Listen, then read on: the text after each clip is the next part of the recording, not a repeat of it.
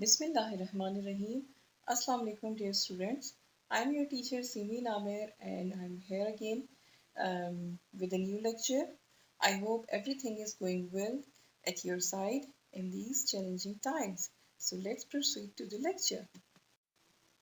This is my lecture number 9 for my most favorite class, grade 01, and today we will have a history.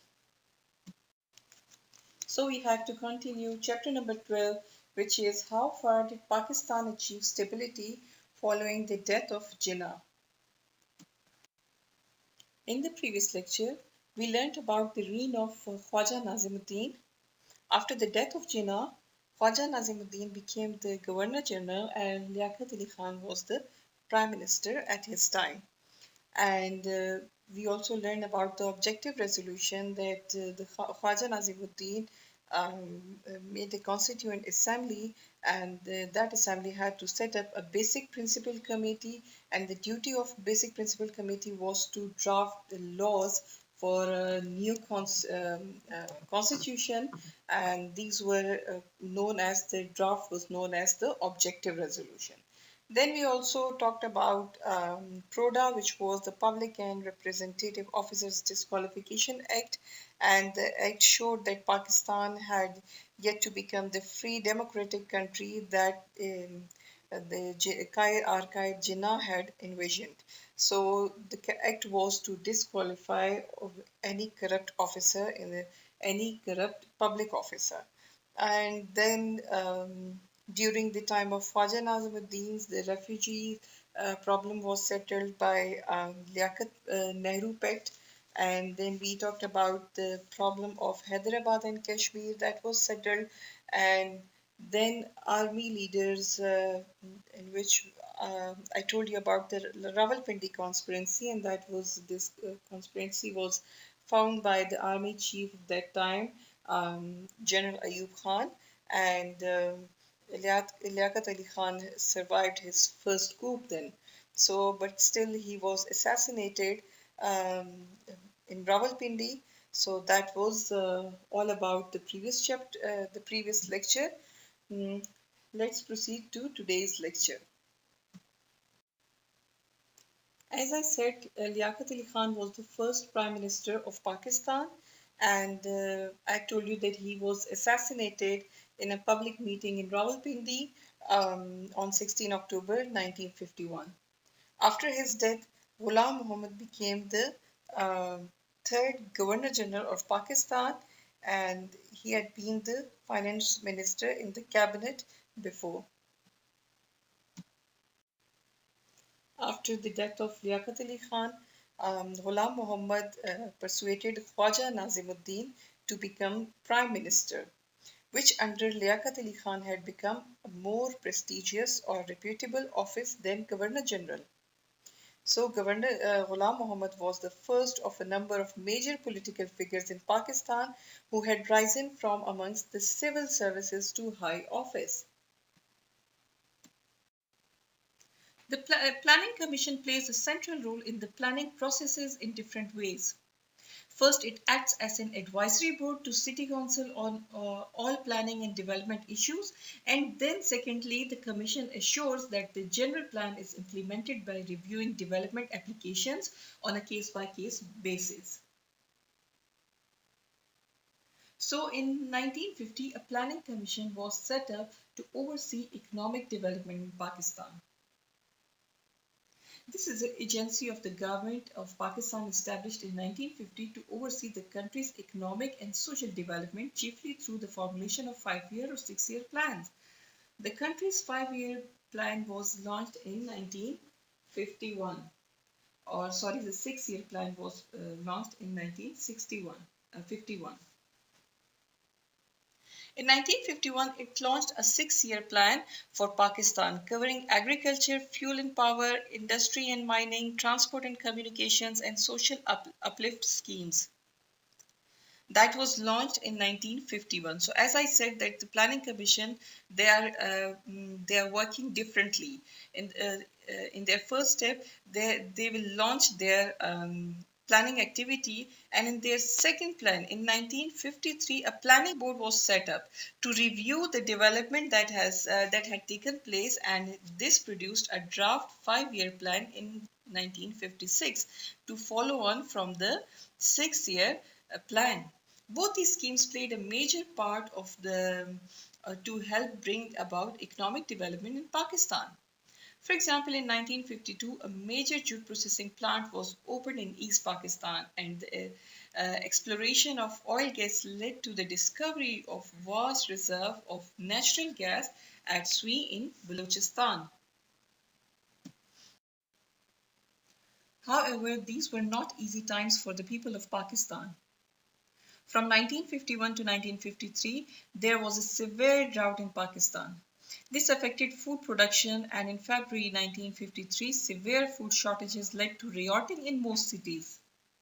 Rioting were the violent disturbance, or we can say the protest in different cities throughout Pakistan. The government was not well placed to deal with these shortages. During the Korean War, when that was when the North Korean army invaded South Korea in 1951. The Korean War was a war between North Korea and South Korea. The war began on 25th June 1950 when North Korea invaded South Korea. So um, at that time, the demand of our jute and cotton was increased to supply the thousands of soldiers involved in the fighting. But by 1953, demand had declined as the war came to an end, and even the drought situation was not remained the same. This meant that Pakistan was making less money just when it needed to buy more foodstuff. In April, the USA agreed to donate 1 million tons of wheat to help Pakistan overcome the food crisis. The rioting, however, had not been just about food shortages. It also had a religious element. Some ulamas had begun a campaign against the Ahmadis. Ahmadis is a community that don't believe on Khatm Nabuwat. Like we also say a Qadiani. The Ahmadis believe that their founder, who was like the Mirza Ghulam Ahmad, is another Islamic prophet. This is their belief. So they actually don't believe on Khatm Nabuwat. So most of the ulamas had begun a campaigns against them. The ulamas demanded that all Ahmadis be dismissed from office, including Zafarullah Khan, who was the foreign minister.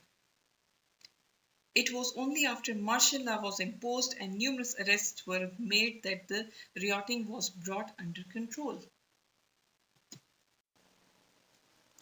The constitutional matters.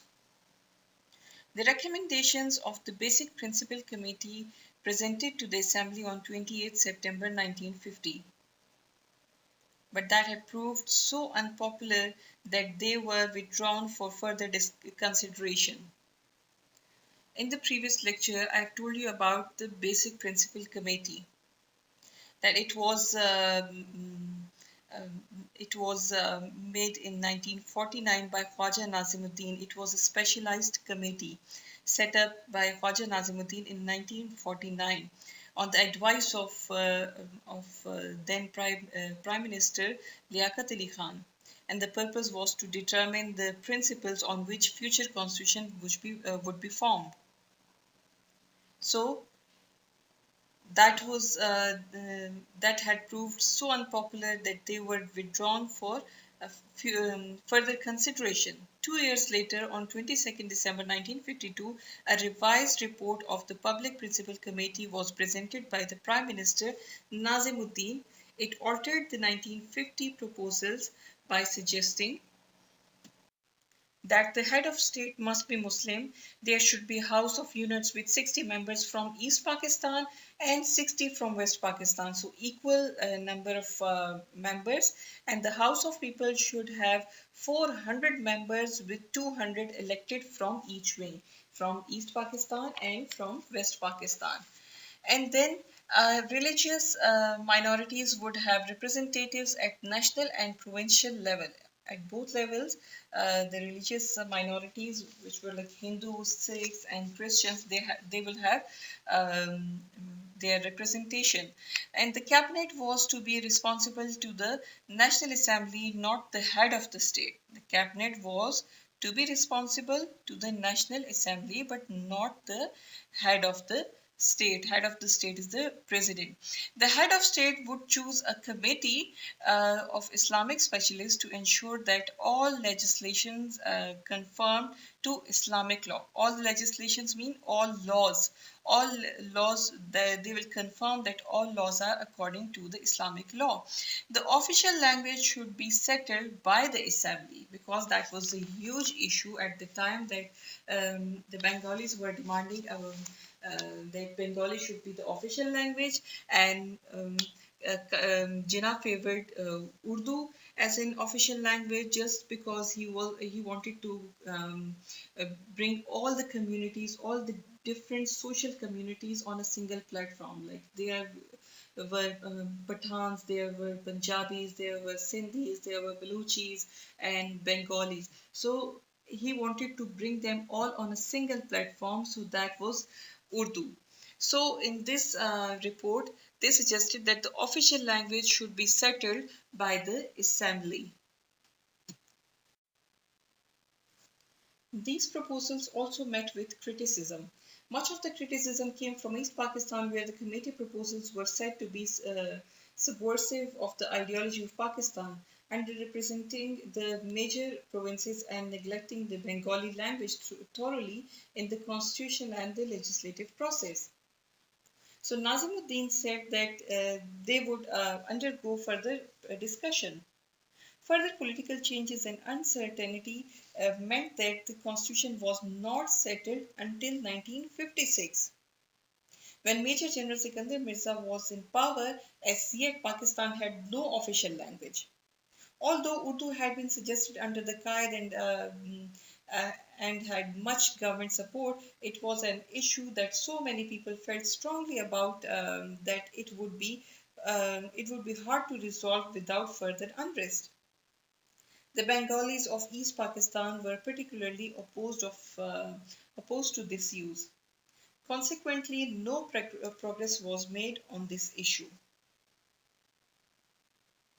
On 17 April 1953, Ghulam Muhammad dismissed Khwaja Nazimuddin and three other members of the cabinet, blaming them for not controlling the economy and the riots that resulted from food shortages in February.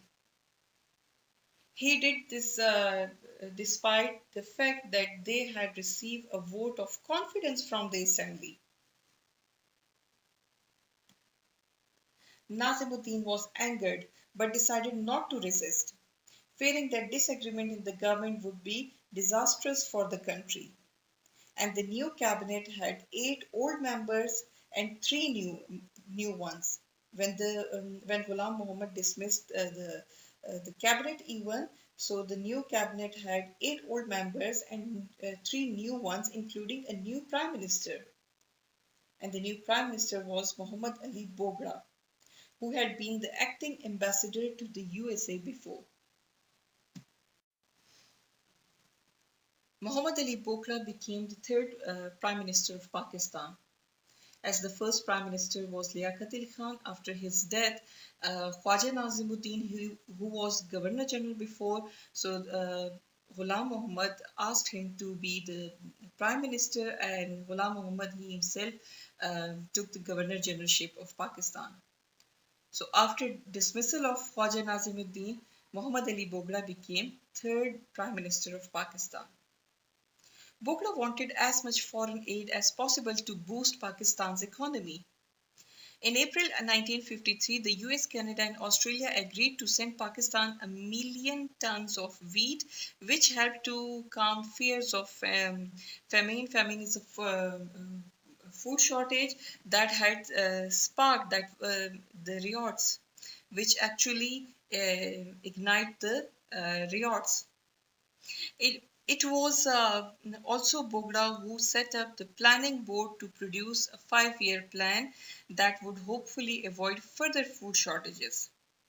He also worked out a regional agreement called the Central Treaty Organization. Sometimes it is called as CENTO. Part of this involved Western aid for Pakistan in terms of money, supplies, and the help of various industrial experts. The 1954 and 55 constitutional crisis. There were so many crises in 1954 till 55 that led to the delay of the new constitution, and the new constitution came into 1956. The social and economic problems that Pakistan faced, coupled with Ghulam Muhammad's desire to maintain the power of the position of Governor General, meant that there was little progress in getting agreement on the new constitution. As you know, now we have a presidential government, like we have the head of the country must be a president because of the constitution that we are following, that the head of the country will be a president. But at that time there was no concept of presidency. The governor general had the power of taking the seat of a prime minister anytime, just as he dismissed Khwaja Nazimuddin. So that was his desire to maintain his power of his position. Instead, Ghulam Muhammad hoped to dominate Bogra to maintain his own power, but Bogra did not turn out to be quite as compliant means obedient, as Ghulam Muhammad had hoped. On 21st September 1954, while Ghulam Muhammad was out of the country, Bogra persuaded the assembly to pass laws limiting powers of the Governor General. As Ghulam Muhammad was Governor General and he had the power to dismiss the Prime Minister any time. So when he was out of the country, when the Governor General Ghulam Muhammad was out of the country, Bogra, the Prime Minister, persuaded the Assembly because Assembly had the right to make any amendment in the laws. So he asked the Assembly to pass laws limiting the powers of the Governor General by saying that all his ministers, including the Prime Minister, must be member of the Assembly. All his ministers, including the Prime Minister, he himself, must be members of the Assembly. That the Assembly had to approve the cabinet. So the cabinet of the ministers, only assembly can approve the cabinet, and he himself was the member of the assembly. That the governor general had to take the advice of his ministers for any matter. He had to take advice of his ministers. This This was an attempt by the Assembly to weaken the powers of the Governor General and increase in its own powers. After voting through the above measures in just 15 minutes, like when the Bogra suggested these amendments, after voting through these measures in just 15 minutes, the Assembly repealed the Public and Representative Disqualification Act, PRODA.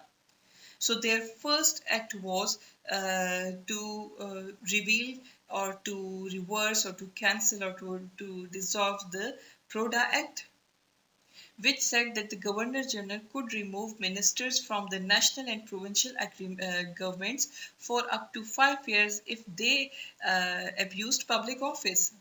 Then the Assembly adjourned for a month to discuss a new draft constitution. Bogra took a bold step against the Governor General Ghulam Muhammad while he was out of the country. However, Ghulam Muhammad was not a man who took opposition lightly. He waited until Bogra was out of the country during the following week and then struck back. Struck back means then he reacted back.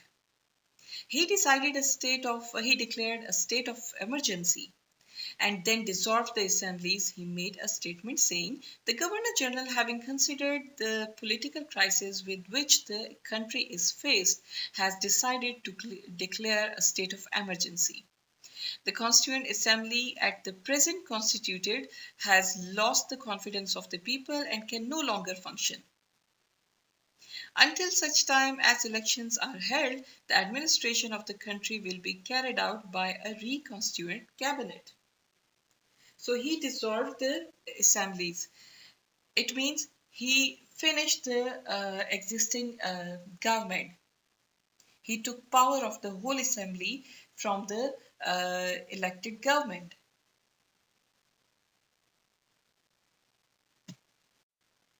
Ghulam Muhammad then chose a new cabinet, having resisted his authority. He reappointed Bogra as prime minister. First, he dissolved the prime minister, the seat of the prime minister, and then he reappointed him as a prime minister. But that was to give a lesson. But selected 5 members of the cabinet who were not members of the assembly. This included the commander-in-chief of the army, General Ayub Khan. So as he dissolved the assemblies first, and then he reappointed Bogra as prime minister, but that was for a certain time. Until such time as elections are held, he administered the country with the former prime minister Bogra, and he reappointed him as a prime minister for a um, for a certain time.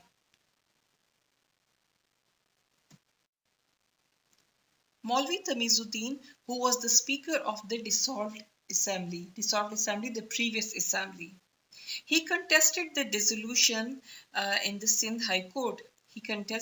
He challenged the decision of Ghulam Muhammad that he dissolved the assemblies. So he challenged his decision in the Sindh High Court, saying that the dissolution had been illegal and that non-assembly members should not be appointed in the cabinet, as he appointed the commander-in-chief of army, General Ayub Khan, for a certain period.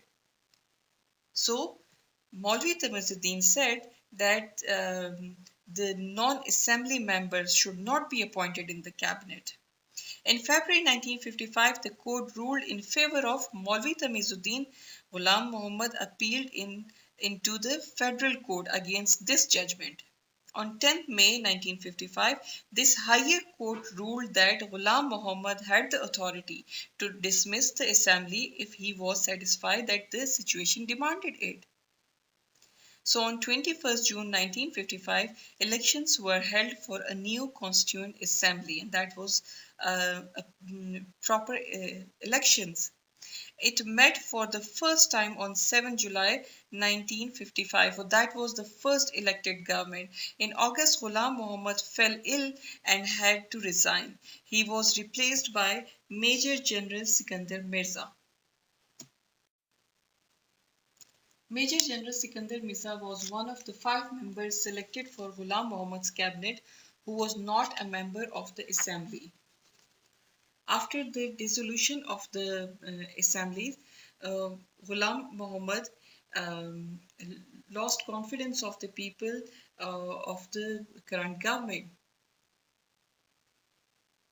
So he reappointed Bogra but selected 5 members of the cabinet who were not members of the assembly, in which there were few army officers like Commander-in-Chief of the Army, General Ayub Khan. So Major General Sikandar Mirza was also one of those 5 members.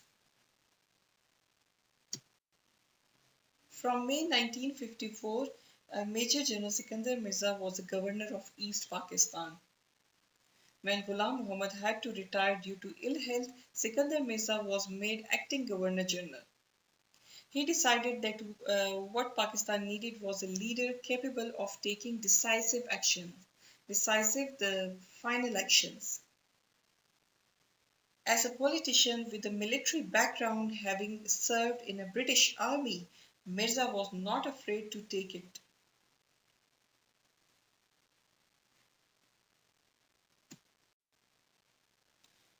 Major General Sikandar Mirza dismissed Ali Bogra as Prime Minister and made him the ambassador to the USA again. As Ali Bogra was reappointed by Ghulam Muhammad as a Prime Minister, but when Major General Sikandar Mirza came, he dismissed Ali Bogra as Prime Minister. He appointed the Finance Minister Chaudhry Muhammad Ali as Prime Minister and pressed him hard to have a constitution drawn up quickly. 1956 Constitution. On 29 February 1956, Pakistan's first constitution was adopted by the Second Constituent Assembly. Because the first Constituent Assembly was dissolved by Ghulam Muhammad, and after election, that was the Second Constituent Assembly, who framed a constitution on 29 February 1956. It was formally enforced on 23rd March. The constitution was a compromise between the wishes of the two most important parties, the Muslim League and the United Front, and neither was completely satisfied. However, United Front dropped its objections to equal seats in the assembly and no longer demanded full provincial autonomy. In return, Bengali was accepted as an official language. The constitution declared that the Islamic Republic of Pakistan was to be governed as shown in the diagram. Here you have on page number 126, there's a diagram of the 1956 constitution. It has all the outlines of the constitutions and the laws. The main points of this constitution are as follows. Pakistan was to be federal republic based on Islamic ideology. A detailed and comprehensive list of fundamental rights with an independent judiciary was provided in the constitution. The system of the parliamentary form of government was adopted both at the center and in the provinces. There was distribution of powers between the center and the provinces. The center is the federal government. So there was a equal distribution of powers between center in the federal government and the provincial governments. The constitution provided for Pakistan where equality between east and west wings had been maintained.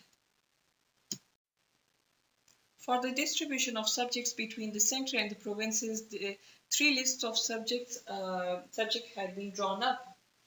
There was a special procedure to be adopted for the amendment of the constitution, yet it was the least rigid constitution. It was reasonably flexible. It had provided for two national languages, Urdu for the West Pakistan and Bengali for the East Pakistan. Instead of double citizenship, one citizenship system was provided for the Federation of Pakistan. The constitution was silent as to the method of conducting elections both for the central and the provincial legislatures. And finally, there were the Islamic characters of the constitution. The constitution was to last only for 2 years before President Mirza declared martial law and scrapped the new constitution. Scrapped means dismissed. He dismissed the new constitution. The constitution of 1956 was scrapped by President Mirza. He was called president as in the constitution it was stated that the office of Governor General was replaced with that of president. So he was called as President Mirza then. He scrapped or he dismissed the 1956 constitution. The one unit scheme or the one unit policy. One unit was the title of a scheme launched by the federal government to Pakistan to merge the four provinces of West Pakistan into one. Like the NWFP, which is now KPK, Sindh, Punjab, and Balochistan, was merged and was made as single West Pakistan. So, like Pakistan uh, was composed of only two units, the East Pakistan and the West Pakistan. The units, the homogeneous unit, as a counterbalance against the numerical domination of the ethnic Bengalis of East Pakistan. So, officially in November 1954, Bogra had proposed that the four provinces and 10 princely states within Pakistan should be joined together to form West Pakistan. On 5th October 1955, Mirza passed an order unifying all the West Pakistan in what became known as the One Unit Scheme. Sikandar Mirza claimed that the unification would bring about greater efficiency and enable more rapid development. It would also be a significant step towards a united country instead of one where people might show loyalty to their local province and not to the state. However, there were other reasons for the policy. In Pakistan, the dominant politicians and administrators were from the West Wing, in particular from the Punjab. These leading lights in the Pakistan government feared that the East Pakistanis might soon gain influence at their expense. After all, there were 10 million more people in East Pakistan than West Pakistan. By dividing Pakistan into two wings, West Pakistan and East Pakistan, officially and ensuring equal representation in the assembly, the one unit scheme prevented East Pakistan gaining a majority in the assembly.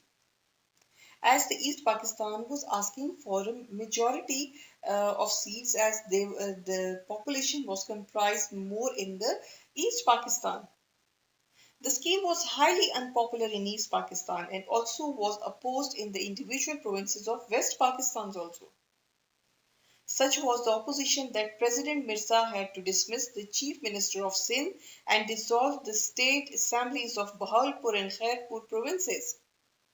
West Pakistan formally came into being as a united province on 14 October 1955. So the other policies were modernization. Sikandar Mirza's government program initiated an industrialization and rural development program. Karachi Airport was completed in 1955 and modernization of railway continued. The telephone system was expanded. Mirza publicized government provision in health and education services. However, these were not always as extensive as the government made out.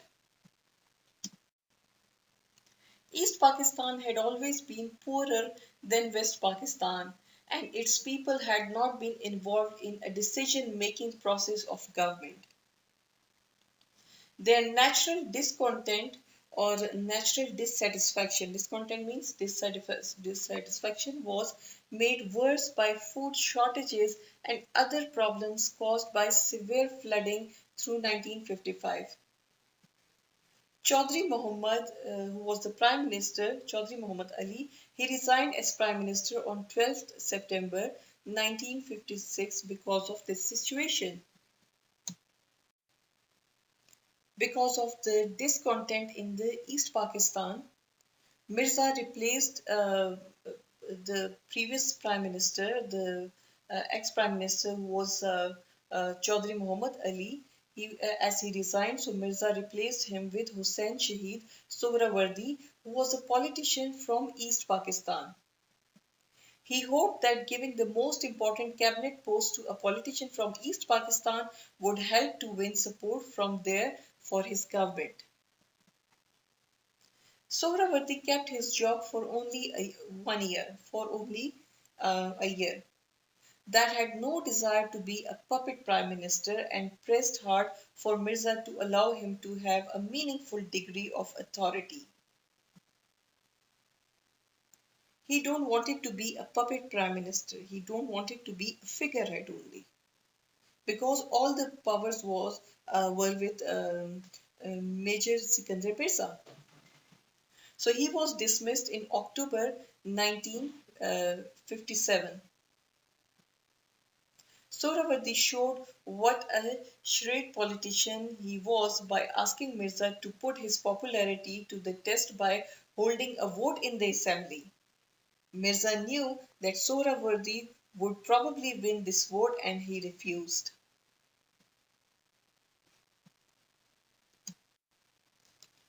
On 18 October 1957, Sikandar Mirza appointed Ibrahim Ismail Chundrigar to replace Sohrawardi. His government was a collection of politicians with differing views which could not even agree on major issues such as the one unit scheme. Firoz Khan Noon was Mirza's next choice. Noon's government contained members from a number of political parties and was even more divided than that of Chundrigar. He was forced to appoint a large cabinet, 26 members out of 80 in the assembly, in the hope that this would help bring all shades of opinion into the government and create unity. Inevitably, it did not. Mirza now found himself in a very difficult position. His rule was becoming increasingly unpopular, and the 1956 constitution had been introduced with the promise of elections in 1957. Mirza dared not call these as he knew he would lose. On 7 October 1958, Sikandar Mirza, using the constant disagreements in the government as his excuse, proclaimed martial law with himself as president. Sikandar Mirza had lost the support of many of the leading politicians and was alarmed by a plan of Sohrawardi to unite the political leadership of Bengal and Punjab against him. Therefore, Sikandar Mirza turned to a military. He asked the commander in chief of the army, General Ayub Khan, to take charge as chief martial law administrator. On 24th October, he appointed Ayub Khan as prime minister. Ayub Khan had on several occasions declined an offer from Ghulam Muhammad to take over the country. But by 1958, he had come to believe that it was now necessary. On 27 October, he forced Mirza to resign and was exiled to London. Exile means he was deported. Pakistan began its first period of military rule. So I think that's enough for today's lecture. Here I'm going to give you an assignment. Assignment is you have to do three questions. What was the one unit policy or what was the one unit scheme? This is for 4 marks. You have to give your answer in one para. Then how many prime ministers did Sikandar Mirza have from 1955 to 1958? So give their name with their time. And then the question number three is why do you think there were so many changes of prime minister in Sikandar Mirza's time? So you have to give reasons, at least three reasons. You might have a few more reasons, like 5 reasons, 6 reasons, but at least give it 3 reasons for this answer. And this is a question for 7 marks. Thank you so much, dear students, for watching this video. Um, Please do your work in your notebooks, make a margin line, must write today's day and date, and maintain your index. We'll meet again with another video with another topic. Till then, bye.